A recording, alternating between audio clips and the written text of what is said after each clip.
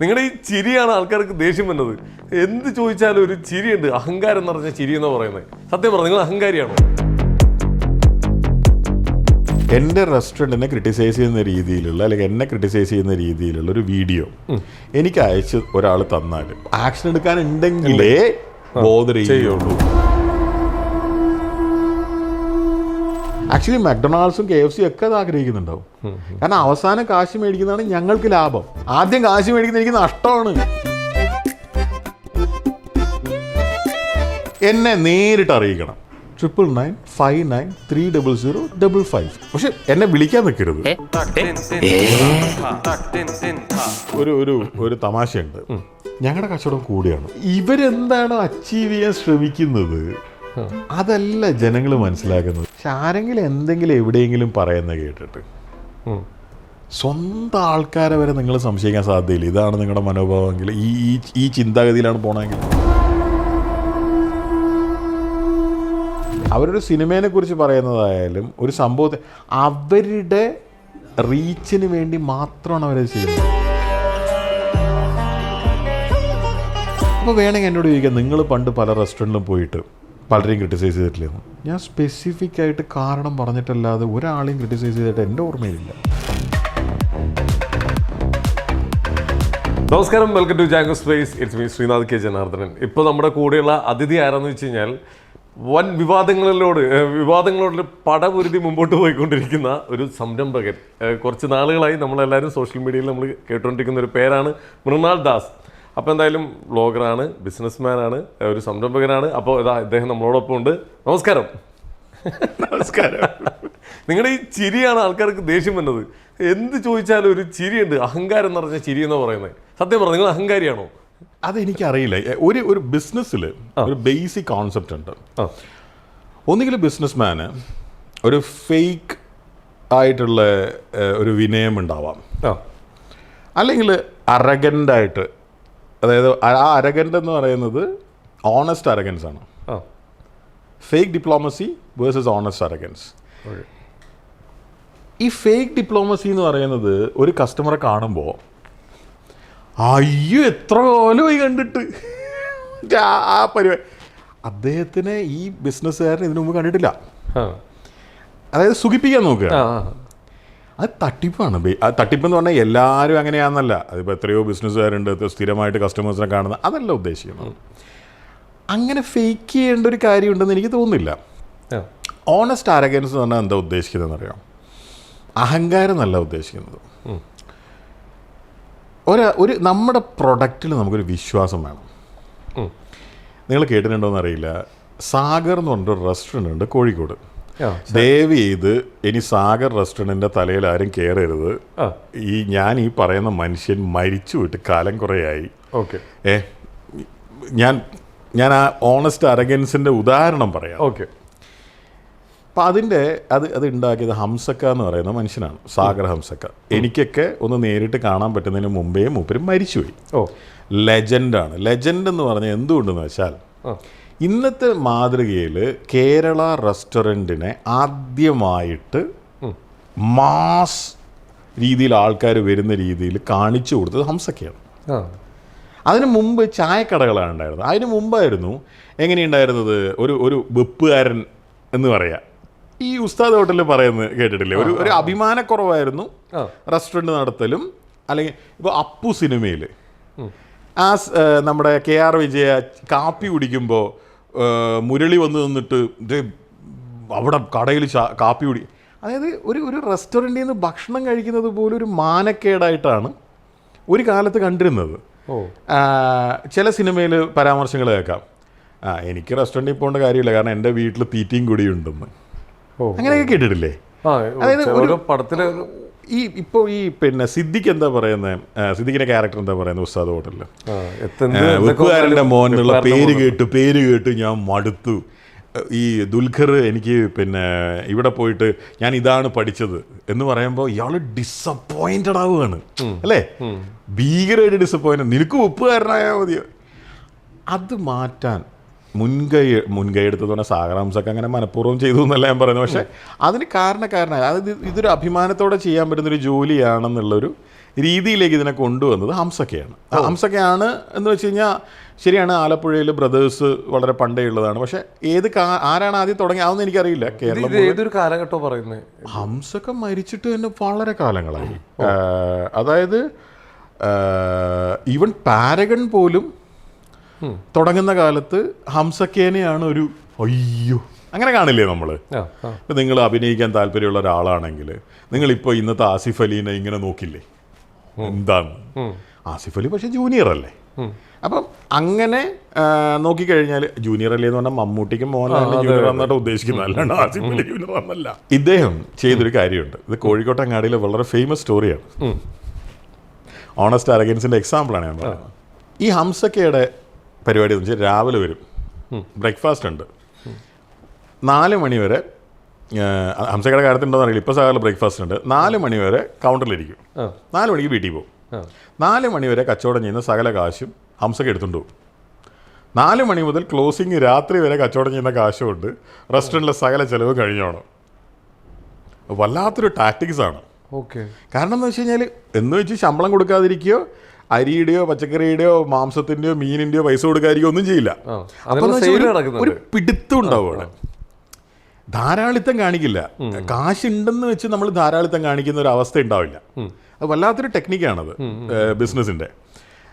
എന്നിട്ട് അങ്ങനെ ഇപ്പോൾ 4 മണി വരെ മൂപ്പര് ക്യാഷ് കൗണ്ട്, അന്നത്തെ കാലത്ത് മുതലാളിമാർ ക്യാഷ് കൗണ്ടറിലിരിക്കുന്നത് വളരെ സ്വാഭാവികമായിട്ടുള്ളൊരു ആക്ടിവിറ്റിയാണ്.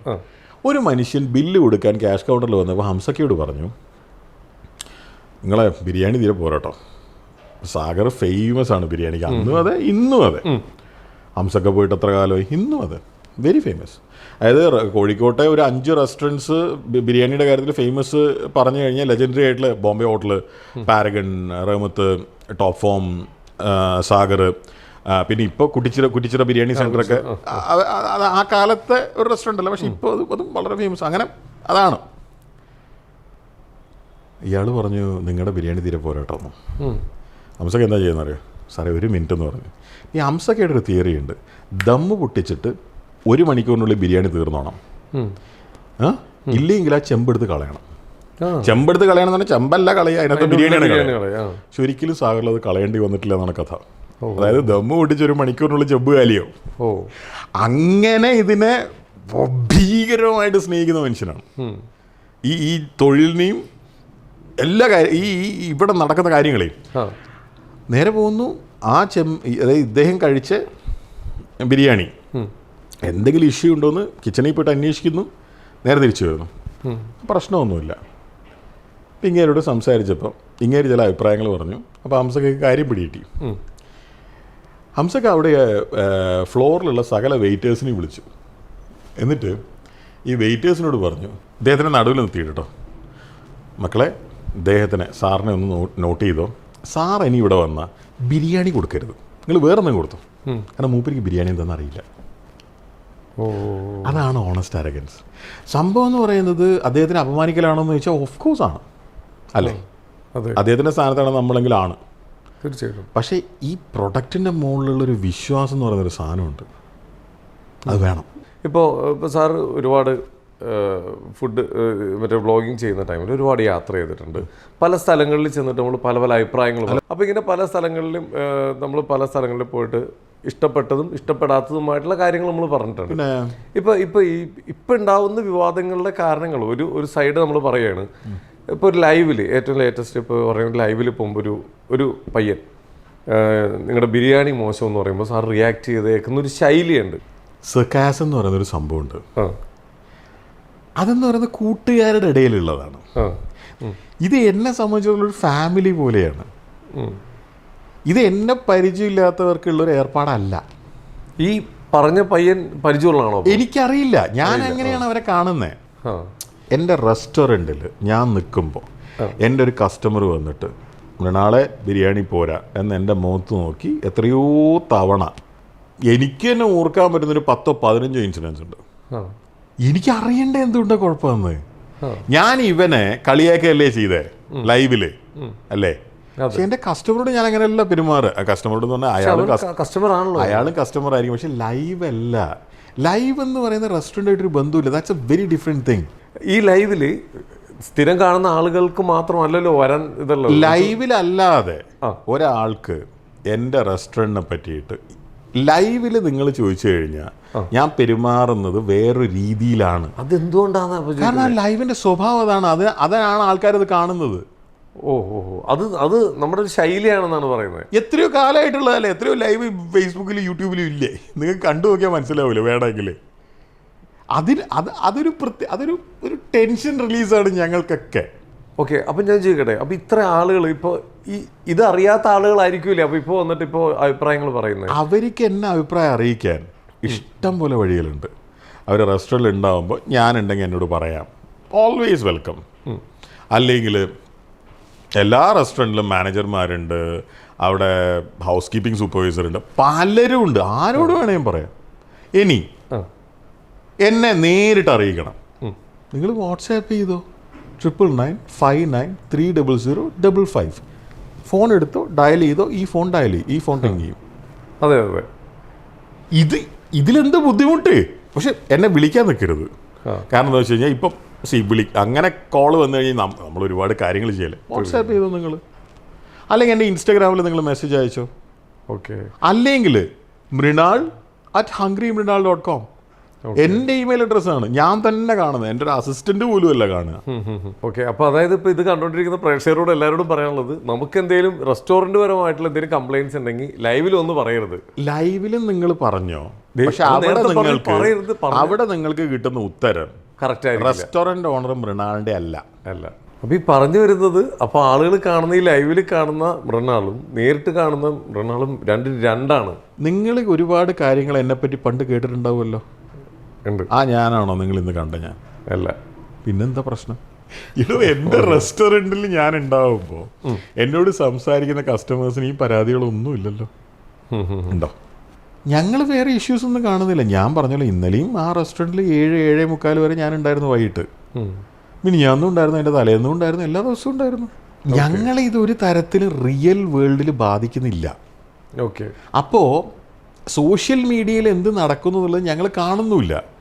നിങ്ങൾ തന്നെ കണ്ടല്ലോ, ഞാൻ എൻ്റെ ഒരു ജീവിതത്തിൻ്റെ ഒരു അവസ്ഥ, സമയമില്ല എന്നുള്ളൊരു പ്രശ്നമില്ലേ. സമയമില്ല എന്ന് പറഞ്ഞു കഴിഞ്ഞാൽ ഇപ്പം എൻ്റെ അമ്മ വിളിച്ചിട്ട് ബാ വീട്ടിലേക്ക് എന്ന് പറഞ്ഞു കഴിഞ്ഞാൽ ഞാൻ പോവും. അത് വേറെ പ്രശ്നം. പക്ഷെ അങ്ങനെ സമയമില്ല എന്നല്ല ഞാൻ ഉദ്ദേശിക്കുന്നത്. പക്ഷെ എല്ലാം ഇതെല്ലാം കാണണ്ടേ. പിന്നെ ബേസിക്കലി വേറൊരു കാര്യമുള്ളത്, ഇങ്ങനത്തെ ഒരു വീഡിയോ, അതായത് എൻ്റെ റെസ്റ്റോറൻറ്റിനെ ക്രിട്ടിസൈസ് ചെയ്യുന്ന രീതിയിലുള്ള, അല്ലെങ്കിൽ എന്നെ ക്രിട്ടിസൈസ് ചെയ്യുന്ന രീതിയിലുള്ള ഒരു വീഡിയോ എനിക്ക് അയച്ച് ഒരാൾ തന്നാൽ അതിലെന്തെങ്കിലും ഞങ്ങൾക്ക് ആക്ഷൻ എടുക്കാനുണ്ടെങ്കിൽ ഞങ്ങൾ അതിനെപ്പറ്റി ബോധർ ചെയ്യും. ആക്ഷൻ എടുക്കാനുണ്ടെങ്കിലേ ബോധർ ചെയ്യുള്ളൂ. ഓക്കെ. അപ്പോൾ ആ ഒരു സെക്ഷൻ മാറ്റി വെച്ചാൽ മെയിനായിട്ട് ഇപ്പോൾ സോഷ്യൽ മീഡിയയിൽ കുറച്ച് ദിവസങ്ങളായിട്ട് നടക്കുന്ന കുറച്ച് കാര്യങ്ങൾ നമുക്ക് വളരെ ചെറിയ രീതിയിൽ അങ്ങോട്ടും ഇങ്ങോട്ടും സംസാരിക്കാൻ പറ്റുന്ന കാര്യങ്ങൾ, പറഞ്ഞ വാക്കുകൾ പലപ്പോഴായി മാറ്റി പറയുന്ന ഒരാളാണ് താങ്കൾ എന്നാണ് ഭയങ്കരമായിട്ടൊരു വിമർശനം. വാക്കാണ് നമ്മുടെ ഒരു ഷവർമ്മ കേസ് താങ്കൾക്ക് മനസ്സിലായിട്ടുണ്ടാവും. ഒരു 50 രൂപയുടെ ഷവർമ്മ എവിടുന്നോ മേടിച്ചിട്ട്, ആ ഷവർമ്മയ്ക്ക് 50 രൂപ എന്ന് ഉറപ്പുണ്ടോ? താങ്കളല്ലേ പറഞ്ഞത് വീഡിയോയിൽ? ഞാൻ വീഡിയോയിൽ 50 രൂപ എന്ന് പറഞ്ഞു. 50 രൂപ കിട്ടിക്കഴിഞ്ഞാൽ നല്ല 50 രൂപ തന്നെയല്ലേ പറഞ്ഞു. അതായത് എൻ്റെ ഓർമ്മ ശരിയാണെങ്കിൽ അത് കോവിഡ് കഴിഞ്ഞിട്ട് ഈ നായന്മാർ മൂല എന്ന് പറഞ്ഞൊരു സ്ഥലമുണ്ട് കാസർഗോഡിനടുത്ത്. എൻ്റെ വീട്ടിൽ നിന്ന് ഒരു 50 കിലോമീറ്റർ ഉണ്ട്. അവിടെ ഗോൾഡൻ ബേക്കറി എന്ന് പറഞ്ഞിട്ടൊരു ബേക്കറിയിലുള്ള ആ ഒരു ഷവർമ്മയാണോ ഇത് എന്ന് എനിക്ക് ഒരു ചെറിയ സംശയമാണ്. എനിക്ക് ഓർമ്മയില്ല കേട്ടോ. ഇതൊന്നും രണ്ടാമത് നമ്മൾ പോയി അന്വേഷിക്കുന്നില്ലല്ലോ. ഓക്കെ. അതിന് 60 രൂപയാണ് വില എന്നാണ് എൻ്റെ ഓർമ്മ.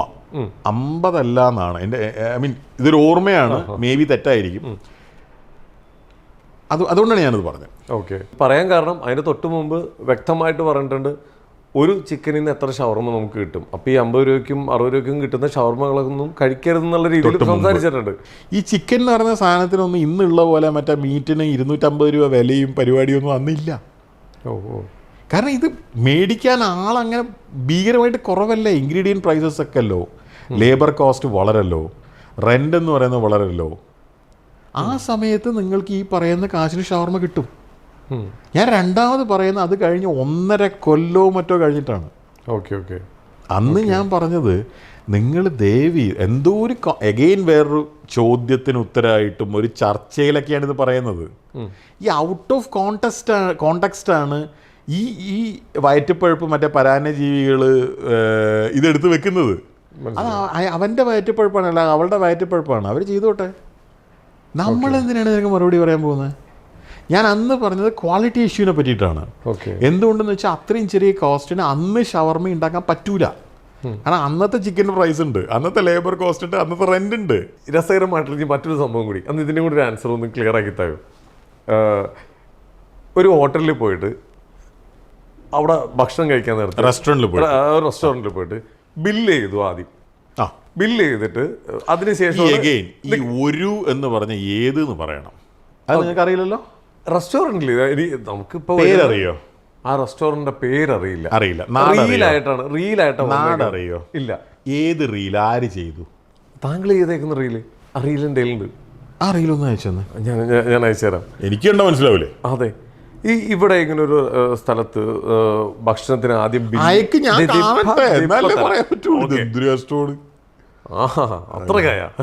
കാണാനില്ലല്ലോ.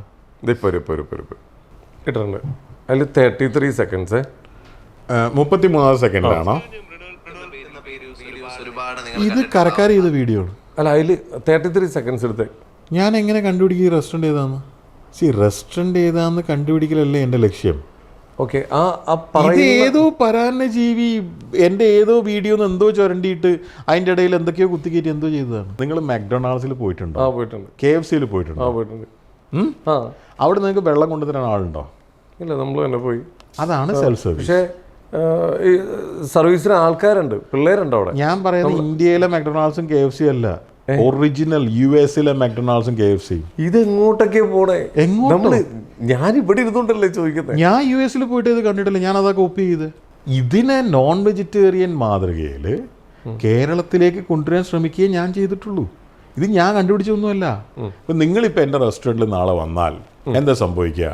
നിങ്ങൾ അവിടെ പോയിട്ട് ഇപ്പം നിങ്ങൾ 2 പേരുമാണ് വരുന്നത്. നിങ്ങളൊരു ബിരിയാണി ഓർഡർ ചെയ്യുന്നു, അതിൻ്റെ കൂടെ ഒരു പായസം ഓർഡർ ചെയ്യുന്നു, ഇദ്ദേഹം ഒരു പൊറോട്ടയും പിന്നെ ഒരു മസാല ബോണ്ടയും ഒരു കാപ്പി ഓർഡർ ചെയ്യുന്നു. ഒരു ബില്ല് പ്രിൻ്റ് ചെയ്ത് കിട്ടും. അതിൻ്റെ അടിയിൽ ഒരു ടോക്കൺ ടിക്കറ്റ് ഉണ്ടാവും. അവിടെ 4 കൗണ്ടേഴ്സ് ഉണ്ട്. ബിരിയാണിയും അതിൻ്റെ സൈഡ്സും സെർവ് ചെയ്യാനുള്ളൊരു കൗണ്ടർ, ചോറും അതിൻ്റെ സൈഡ്സും സെർവ് ചെയ്യാനുള്ളൊരു കൗണ്ടർ, കറികളും കാര്യങ്ങളും സെർവ് ചെയ്യാനുള്ളൊരു കൗണ്ടർ. അതായത് ഈ ബീഫ്, ചിക്കൻ, മീൻ, സ്നാക്കുകളും ബെവറേജസും സെർവ് ചെയ്യാനുള്ളൊരു കൗണ്ടർ. അവിടെ കൗണ്ടറിൽ ഡിസ്പ്ലേയിൽ തെളിയും നിങ്ങളുടെ ടോക്കൺ നമ്പർ. അപ്പോൾ നിങ്ങൾ ആ ടോക്കൺ കൊടുത്തിട്ടാണ് ഈ സാധനം മേടിക്കുന്നത്. നിങ്ങൾ ഈ ടോക്കൺ എവിടെ നിന്ന് കിട്ടും നിങ്ങൾ അവസാനം ബില്ല് ചെയ്യുന്നതെങ്കിൽ? ഇതൊരു പ്രോസസ്സാണ്.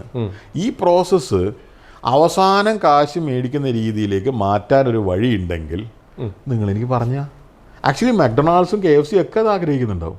കാരണം അവസാനം കാശ് മേടിക്കുന്നതാണ് ഞങ്ങൾക്ക് ലാഭം. എന്തുകൊണ്ടെന്നറിയാം? കൂടുതൽ എക്സാക്ട്ലി. ആദ്യം കാശ് മേടിക്കുന്ന എനിക്ക് നഷ്ടമാണ്. ഇത് ഈ ഒരു തെറ്റിദ്ധാരണകളാണ്. അപ്പൊ തെറ്റിദ്ധരിക്കപ്പെട്ടിട്ടുള്ള കുറേ തെറ്റിദ്ധാരണയാണോ? തെറ്റിദ്ധാരണയല്ല, തെറ്റിദ്ധരിക്കപ്പെട്ട കുറച്ച് തെറ്റിദ്ധരിക്കപ്പെട്ട വീഡിയോസ് ആണോ? മനഃപൂർവ്വം ചെയ്ത വീഡിയോസ് അല്ലേ? അതെ. എന്താ പ്രശ്നം? തെറ്റിദ്ധരിച്ചേക്കുന്നത്. എന്തിനാ അങ്ങനെ ചെയ്യുന്നത്? എന്താ ഉദ്ദേശം? ചിന്തിച്ചിട്ടുണ്ടോ? ഓരോരുത്തർ നിങ്ങൾ എന്നോട് ഈ ചോദ്യങ്ങളൊക്കെ ചോദിക്കുന്നു, ഞാൻ ഈ പറയുന്ന ഉത്തരങ്ങളൊക്കെ കേട്ടിട്ട് നിങ്ങൾക്ക് എന്തെങ്കിലും തിരിച്ചു ചോദിക്കാൻ തോന്നുന്നുണ്ടോ? ഇല്ല, നിങ്ങൾ കറക്റ്റ് ആൻസർ എല്ലാം പറഞ്ഞേ. അപ്പോ ഈ വീഡിയോ ചെയ്തവനോട് ഇതൊന്ന് പോയി ചോദിച്ചൂടെ? അങ്ങനെ ചെയ്യണേ എത്ര പേരോട് ചോദിക്കുന്നത്? കുറെ പേരെ അവരുടെ പ്രശ്നം. ഞാൻ പറഞ്ഞില്ലേ, ഒന്ന് സെർച്ച് ചെയ്ത പല വലിയ കോമഡി എന്താണെന്നറിയോ? ഈ ആൾക്കാരെ ആരെയും എനിക്കറിയാൻ പാടില്ലെന്നേ. ഒരാളെ പോലും എനിക്കറിയാൻ പാടില്ല. എന്ത് രസം നോക്കണം. ഓക്കെ, ഇതിൽ പല പ്രമുഖരും വന്ന് പ്രമുഖരായിട്ടുള്ള മറ്റേ യൂട്യൂബേഴ്സ് വരെ വന്ന് പറയുന്നത് എനിക്കറിയില്ല. ഇവരാരും എനിക്കറിയാൻ പാടില്ല. നമ്മളിങ്ങനെ ആലോചിക്കുന്നത് ഇത്രയധികം ശത്രുക്കൾ വരാൻ വേണ്ടിയിട്ട് ഇവിടെ എന്തൊക്കെ സംഭവങ്ങൾ നടന്നു. അപ്പോൾ എന്തോ കാര്യമായിട്ട് അവർക്ക് വിഷമുള്ള കാര്യം ഇവിടെ നടക്കുന്നുണ്ട്. അതെന്താണ്? അവർ എൻ്റെ റെസ്റ്റോറൻറ്റിൽ വന്നിട്ടുണ്ടോ? ആരൊക്കെയോ അവരാരെങ്കിലും ഈ റെസ്റ്റോറൻറ്റിൽ ഇരുന്നിട്ടുള്ള ഈ നിങ്ങളിപ്പോൾ പ്രമുഖർ യൂട്യൂബർ എന്നൊക്കെ പറഞ്ഞില്ലേ, അവരാരെങ്കിലും റെസ്റ്റോറൻറ്റിൽ ഇരുന്നിട്ടുള്ള വീഡിയോ ആണോ ചെയ്തിട്ടുള്ളത്? ഇല്ല, എല്ലാവരും. അപ്പോൾ അവർ റെസ്റ്റോറൻറ്റിൽ വന്നിട്ടില്ലല്ലേ? അവർ പറഞ്ഞത് ഞങ്ങൾ അവിടെ പോയിട്ടുള്ള അനുഭവങ്ങൾ എന്ന് പറഞ്ഞിട്ടാണ്. റെസ്റ്റോറൻറ്റിൽ ഇരുന്ന് ഞാൻ എൻ്റെ എല്ലാ വീഡിയോയും റെസ്റ്റോറൻറ്റിൽ ഇരുന്നിട്ടല്ലേ ചെയ്യുന്നത്. അല്ലേ? ഇപ്പം സിനിമ തിയേറ്ററിൽ ഇരുന്നിട്ട് സിനിമ റിവ്യൂ ചെയ്യാൻ പറ്റൂല, കാരണം അത് നടക്കില്ല. പക്ഷേ റെസ്റ്റോറൻറ്റിൽ ഇരുന്നിട്ടല്ലേ റെസ്റ്റോറൻറ്റ് റിവ്യൂ ചെയ്യുക? അല്ല, ഇന്നിപ്പോൾ എൻ്റെ തൃപ്പൂണിത്തുറയിലെ മാനേജർ നിതിൻ വിളിച്ചിട്ട് ചോദിച്ചു, ആരോ നിതിനോട് വിളിച്ച് പെർമിഷൻ ചോദിച്ചത്രേ അവിടെ വീഡിയോ ഷൂട്ട് ചെയ്തോട്ടേന്ന്. ഇപ്പോൾ എന്തിൻ്റെ വീഡിയോ നിതിന് ചോദിച്ചപ്പോൾ ഞങ്ങൾ ഭക്ഷണം കഴിച്ച് റിവ്യൂ ഇടുന്നതിൻ്റെ വീഡിയോ ആണ്. അപ്പം നിതിൻ എന്നെ വിളിച്ച് ചോദിച്ചു എന്താ പറയണ്ടേ? ഞാൻ പറഞ്ഞു, ആർക്ക് വന്നിട്ട് അവർ കഴിക്കുന്ന ഭക്ഷണമല്ലേ, ഒരു പ്രശ്നമില്ല. അതിൽ ബേസിക്കലി വേറൊരാൾ അതിനകത്ത് ആ വീഡിയോയിൽ പെടുന്നുണ്ടെങ്കിൽ അയാൾക്കത് ഇഷ്ടമല്ലെങ്കിൽ നമുക്കൊന്നും ചെയ്യാൻ പറ്റില്ല. അപ്പുറത്തെ ടേബിളിൽ ഒരാൾ ഇരിക്കുന്നുണ്ടെങ്കിൽ അയാൾ ആ വീഡിയോയിൽ പെടുന്നുണ്ട്, അയാൾക്കത് പറ്റൂലെങ്കിൽ ഞാനെന്ത് ചെയ്യും? അല്ലെങ്കിൽ ഇപ്പോൾ എൻ്റെ കുറേ സ്റ്റാഫുകൾ ഉണ്ടാവുമല്ലോ, അതിലേതെങ്കിലും ഒരു പെർട്ടിക്കുലർ സ്റ്റാഫ് പറയുകയാണ് എന്നെ വീഡിയോയിൽ ഉൾപ്പെടുത്തരുതെന്ന് പറഞ്ഞാൽ എനിക്ക് അയാളെ നിർബന്ധിക്കാൻ പറ്റില്ല. അല്ലാതെ അവിടുത്തെ ഇൻഫ്രാസ്ട്രക്ചറോ അല്ലെങ്കിൽ പിന്നെ അവിടുത്തെ ഇൻറ്റീരിയറോ അല്ലെങ്കിൽ റെസ്റ്റോറൻറ്റ് പുറത്തുനിന്നോ എന്ത് പ്രശ്നം? നമുക്കൊരു പ്രശ്നമില്ല. ഓക്കെ, യു വെൽക്കം, ധൈര്യമായിട്ട്. ഇനി നിങ്ങൾ ഈ ചെയ്യുന്ന വീഡിയോയിൽ നിങ്ങൾക്ക് ഞാൻ വേണോ? ഞാൻ അവിടെ ഉണ്ടെങ്കിൽ I am happy to participate. ഇവിടെ ഒന്നും ഒളിക്കാനില്ലാത്തതുകൊണ്ടല്ലേ അവിടെ ക്ലാസ് ഇട്ടേക്കണേ.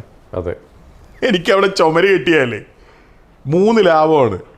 1, ആ ഗ്ലാസിൻ്റെ അത്രയും പൈസ ആവില്ല ചുമരിന്. 2, എത്ര AC ലോസാന്നറിയോ ഗ്ലാസ് ഇട്ടാലേ? ചുമര് കിട്ടിയത് ഉണ്ടാവില്ല.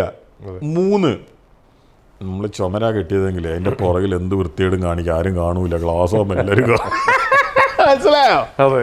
അപ്പോൾ ഇത്രയും മെനക്കെട്ട് ഈ ട്രാൻസ്പെറൻസിക്ക് വേണ്ടിയിട്ട് വർക്ക് ചെയ്യുന്ന ഈ സ്ഥാപനത്തിൽ നിങ്ങൾ വന്ന് യു വെൽക്കം ടു ഡു. പക്ഷെ വേറൊരാളെ ബുദ്ധിമുട്ടിക്കരുത്.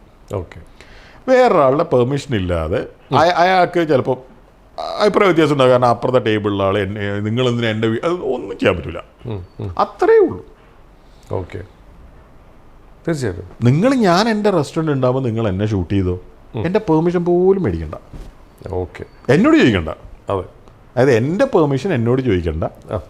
You welcome. മറ്റൊരാൾക്ക് ബുദ്ധിമുട്ടില്ലാതെ നമുക്ക് ഒരു തേർഡ് പാർട്ടി, വേറൊരു മനുഷ്യന്, അത് ചിലപ്പോൾ എൻ്റെ സ്റ്റാഫ് ആവാം, എൻ്റെ എല്ലാ സ്റ്റാഫും അങ്ങനെ പറയുന്നത് ഞാൻ വിചാരിക്കുന്നില്ല. ചിലപ്പോൾ 1 2 ഈ 10-100 സ്റ്റാഫുള്ളതിൽ 1 2 പേര് എന്തെങ്കിലും എന്നെ വീഡിയോയിൽ ഉൾപ്പെടുത്തരുതെന്ന് പറയുമെന്ന് എനിക്കറിയില്ല, ഞാൻ അവരോട് ചോദിച്ചിട്ടില്ല. അല്ലെങ്കിൽ ഇപ്പോൾ അവിടെ കസ്റ്റമേഴ്സ് 120 സീറ്റ് ഉണ്ട്, ഇപ്പോൾ റെസ്റ്റോറൻറ്റ് ഫുള്ളാവുന്ന ഒരു സമയത്ത് 120 പേര് എങ്ങനെ ബിഹേവ് ചെയ്യുമെന്ന് നമുക്കറിയില്ലല്ലോ. ഓക്കെ, ഇനി വേറൊരു ഡൗട്ട് ചോദിക്കട്ടെ. ഇപ്പോൾ നമ്മൾ ഒരുപാട് ഈ ഫുഡ് ബ്ലോഗ് കാര്യങ്ങളുമായിട്ട് കുറേ യാത്രകൾ ചെയ്തതിൽ അതിൽ നിന്ന് കിട്ടിയേക്കുന്ന ഒബ്സർവേഷൻ എന്തെങ്കിലും നമ്മുടെ സ്വന്തം സ്ഥാപനത്തിൽ കൊണ്ടുവന്നിട്ടുണ്ടോ, ശ്രമിച്ചിട്ടുണ്ടോ? ഈ റെസ്റ്റോറൻറ്റ് കംപ്ലീറ്റ് കോപ്പിയടിയല്ലേ? കോപ്പിയടിയാണ്. അംശം എന്താ കിട്ടിയതിൽ ഏറ്റവും ഞാൻ നിങ്ങളോട് ഒറിജിനൽ മാക്ഡൊണാൾഡ്സ് എന്ന് പറഞ്ഞില്ലേ? നിങ്ങളപ്പോൾ പറഞ്ഞു എന്തിനാ അമേരിക്കയിൽ പോണേന്ന്. എടോ, ഒറിജിനൽ മാക്ഡൊണാൾഡ്സ് അമേരിക്കയിലാണ് ഉണ്ടാക്കിയേ. എനിക്ക് നാസയിൽ പോകണമെങ്കിൽ എനിക്ക് അമേരിക്കയിൽ പോയാലേ പറ്റുള്ളൂ. നാസയോട് ഇങ്ങോട്ട് വരാൻ പറയാൻ പറ്റുമോ? ഇല്ല. അപ്പോൾ ഈ ഒറിജിനൽ മാക്ഡൊണാൾഡ്സ് എന്ന് പറയുന്ന സാധനം revolutionised everything for a common American in terms of food. പെട്ടെന്ന് കിട്ടും ഫുഡ്.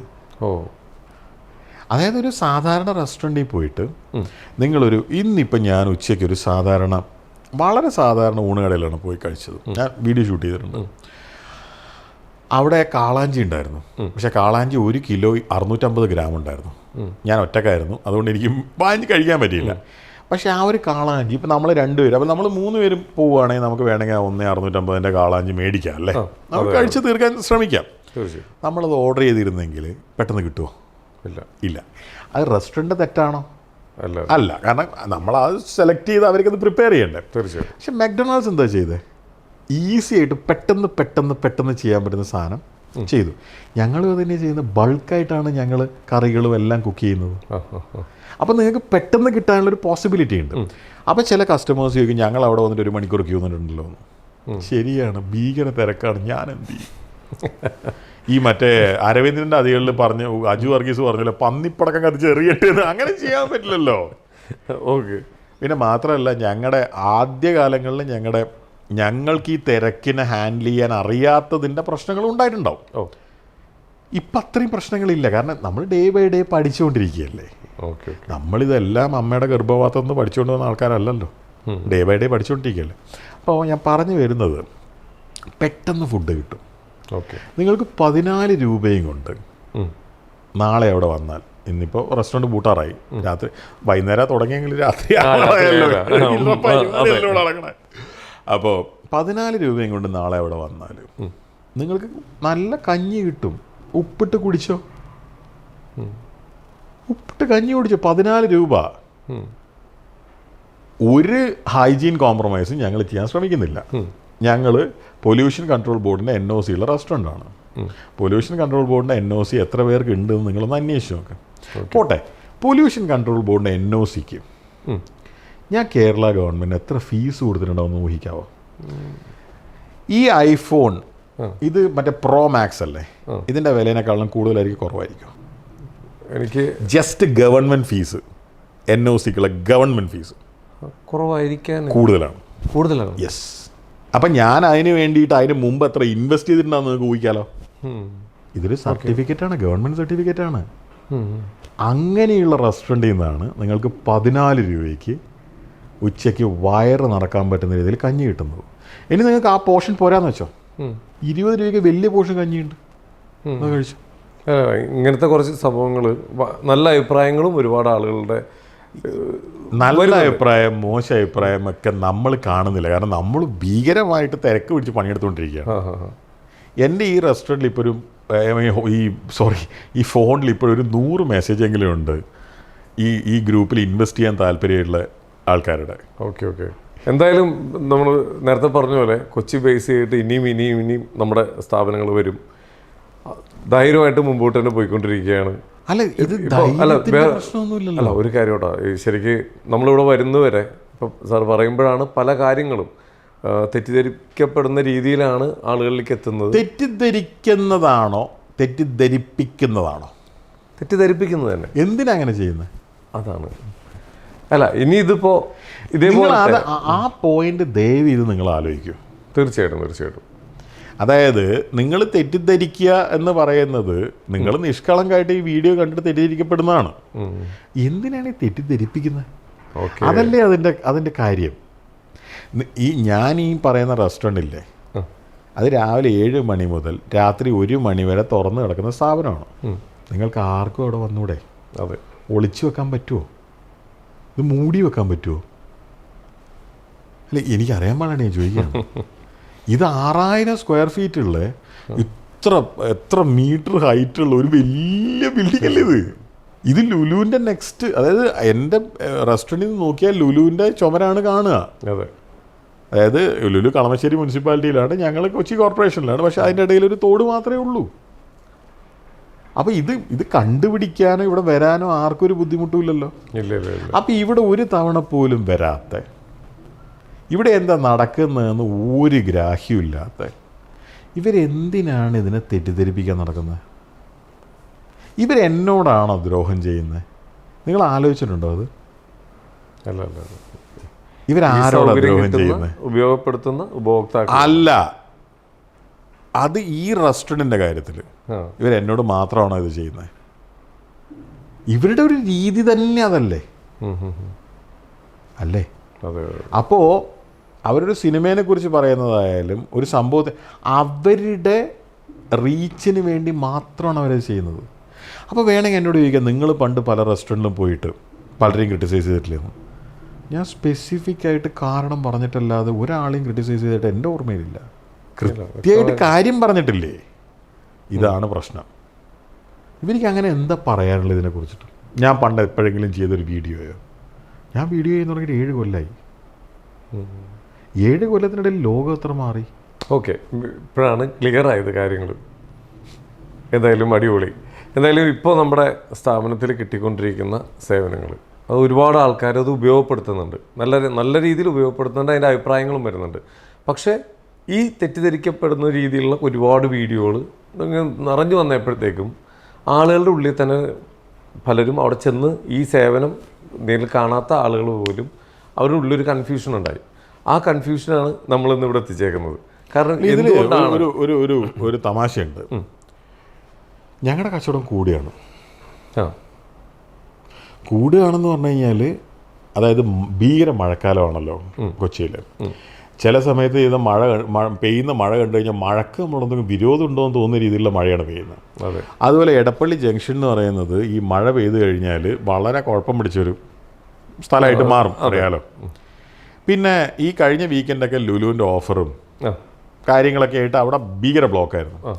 സ്വാഭാവികമായിട്ട് നമ്മളെന്താ പ്രതീക്ഷിക്കുക? അതെ, ഒന്ന് പിടിച്ചുണ്ടാക്കിയാൽ മതി കേട്ടോ, കസ്റ്റമേഴ്സ് കുറവായിരിക്കും. അല്ല, നല്ല ജനം ഉണ്ടായിരുന്നു. അതായത് ഇവരെന്താണോ അച്ചീവ് ചെയ്യാൻ ശ്രമിക്കുന്നത് അതല്ല ജനങ്ങൾ മനസ്സിലാക്കുന്നത്. ജനങ്ങൾക്ക് നല്ല ബുദ്ധിയുണ്ട്. തീർച്ചയായും അത് ജനങ്ങൾക്ക് നല്ല ബുദ്ധിയുണ്ടെന്ന് പറഞ്ഞു കഴിഞ്ഞാൽ ഞാൻ അത് പോയിട്ട് എക്സ്പീരിയൻസ് ചെയ്തിട്ട് ഞാൻ സ്വന്തം നിലക്ക് തീരുമാനിച്ചോളാം എന്ന് പറയുന്നൊരു കൈൻഡ് ഓഫ് ബുദ്ധിയില്ലേ, അതെന്തായാലും ജനത്തിനുണ്ട്. അത് മിനിമം അതെങ്കിലും ജനത്തിനുണ്ട്, അത് ഉറപ്പാണ്. എനിക്കത് ഞാൻ കഴിഞ്ഞ ദിവസങ്ങളായിട്ട് അത് കണ്ടുകൊണ്ടിരിക്കുകയാണ്. അടിപൊളി. ഓക്കെ, അപ്പോൾ എന്തായാലും നല്ല രീതിയിൽ തന്നെ മുമ്പോട്ടോട്ടെ. പക്ഷേ കുറേ കാര്യങ്ങൾക്ക് കറക്റ്റ് ഉത്തരങ്ങൾ കിട്ടി.